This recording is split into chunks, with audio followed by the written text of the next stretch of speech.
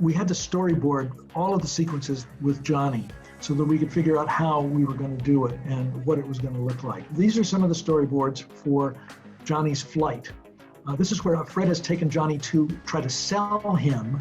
Johnny realizes what's going on in the middle of this and says, no, you must not sell me. I am alive. I am Johnny Five. And he starts backing away from the executives in the room. And so the storyboard shows people in the foreground of Johnny backing away toward this glass window because he's in a skyscraper over the top of a building. And then 77A is a side angle as we see Johnny moving toward the window. Oh no. And then 78 is a shot outside as Johnny breaks through the glass backwards, falling. Now we know we can't do that in Toronto out of a 40-story skyscraper. So what this storyboard tells us is, well, we gotta build at least part of the top of a skyscraper. And the next frame, 78A, shows the front of a skyscraper. We actually built the top 5 floors, and then in 78B, there's a side angle as Johnny's falling down and we're panning him down the side of a building. And what I did was I just shot a plate. We call it a background plate when it's going to be part of the visual effect. Now the next frame, 78C, shows Johnny and he's upside down. It's very hard to shoot Johnny upside down. You know, you have to turn a 700-pound robot upside down.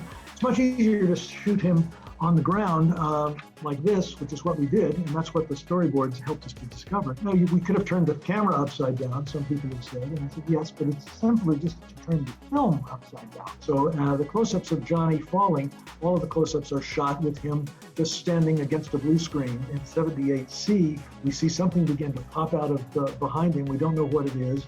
And then Johnny sort of peels out of frame. And then we cut to 78D, which is a wide shot of the city, and we see Johnny swooping in from over camera, and for that I had to shoot an exterior high shot from the top of a building in Toronto, and do a slow sort of pan as he went across, and that's what 78D goes into. And this was, bear in mind, before there were any CGI things. CGI hadn't even been thought of yet. So we were working with real robots, like the little guy here. And this is actually one of the ones they used one that was this size. And in the original movie, Johnny had a parachute that saved him. And they had that in the original script. And I said, guys, we've seen that in the first movie. This is the second movie. How about it's a hang glider? And they said, oh, that's cool.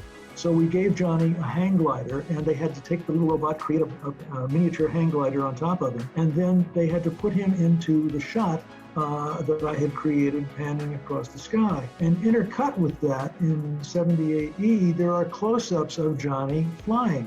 All of those were shot with Johnny just standing on the ground in a parking lot, and our cameraman sort of hand-holding and giving a little floating feeling to it, so as though he was up in the air. 78F is what we call a clean point of view. It's like just a helicopter shot that we made showing what Johnny was seeing from his point of view. And 78G shows Johnny flying closer to us, panning by close-up, and then going off into the distance. Again, shots that I made panning, and DreamQuest had to track Johnny's shot in motion into that with the miniature. Another couple of close-ups in 78E as Johnny begins to look down and focus in on where he's going to land. And then in 78L, we see him coming down, landing behind people who are in the foreground, which in this case we had to do a real one. We had to really hang Johnny Five from a crane and lower him in the background, and then the cable for the crane had to be painted out frame by frame in those days. It was a very time-consuming process.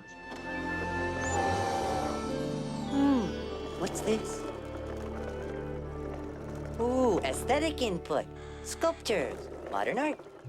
This second storyboard sequence is when Johnny is attacked by the bad guys, Saunders and Jones, who come in with crowbars to attack him. And the first frame shows them coming at him, and they swing their crowbars down. Johnny's arm catches catches both of their things. Now, even with a rubber crowbar, if you hit the hero robot's hand, you would wreck all of the mechanisms there. So the two hands of Johnny's are being held off camera by special effects guys who are not seen, and they're grabbing the crowbars. The next frame is a close-up of Johnny's eyes glowing red, so we knew we needed to make a mechanism that would allow us to make Johnny's eyes red. And then he, holding the guys by the crowbar, starts to swing them and swings them aside. And then we see the frame where Johnny is standing there. We knew we were going to have to create a whole separate robot that would be just made for this, where the arms were welded onto the body, and there would be a pipe running out from the bottom there, where the dummies, the styrofoam dummies, would be attached. And this frame actually shows Johnny flat-footed on the ground, but actually we discovered that it was better, instead of being flat-footed, if he would go up on his toes, so that I can't do it with this robot, it doesn't do that. But so he was really standing on his tippy toes, which gives a particular central point for the spinning. And then we needed a couple of shots of the guys hanging on, going around and around, and we just put them on one end of a seesaw with the camera on the other end and spun it around a few times. I think we did a couple of close-ups, 2 shots, and then a couple of singles like that. The storyboards also show a high angle looking straight down. We never got one quite like that, but there were a couple of other camera moves that I got, until the moment where Johnny lets go of them and they go flying off. We see them flying off and out the door. We had to do this with some wire work to help get the stunt guys flying down and out. The last shot of the bad guys is coming out the back door and crashing into the garbage cans and looking totally dazed as Johnny slams the door behind them and ends the piece. To the moon, Alice! The last sequence where Johnny is having to scoop Oscar out of the boat was particularly tricky and difficult, and we had to figure out how we were going to do it. In the storyboards, the first frame we see is Oscar driving the boat. Oscar was not driving the boat. Oscar was just an actor who was holding onto the steering wheel. We had the boat driver hidden down inside the boat where he could not be seen, and where Oscar, Jack Weston, only had to worry about getting his lines out and not worry about having to drive the boat. We also knew we were going to need Johnny tracking ahead of Johnny along the shoreline. There's a frame that shows that. And then I wanted to do a shot where we had Johnny in the foreground and moving along, or Johnny would be moving along in the foreground here, and we'd see Oscar in the background in the boat moving along. So that's the frames that are there. Then I wanted to keep alive the fact that Johnny was dying. So we had a shot that started a close-up on his face, and one eye is all patched up because it's shot. And then a couple of other wide shots of Oscar on the boat, and then a shot of Johnny looking ahead.